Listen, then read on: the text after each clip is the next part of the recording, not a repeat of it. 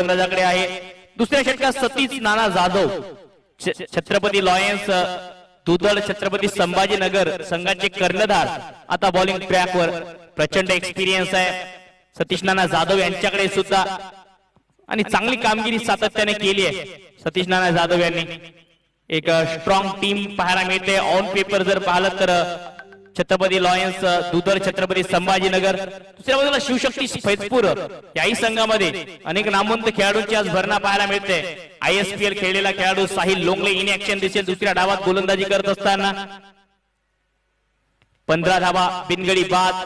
Shivshakti Faizpur fielding set करत असताना सतीश नाना थोडस फास्ट क्रिकेट खेळा विनंती असेल दोन्ही टीमला.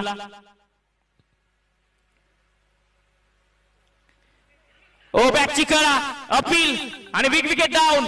एक मोठी विकेट या मॅच मध्ये. Mangesh Patil back to the pavilion.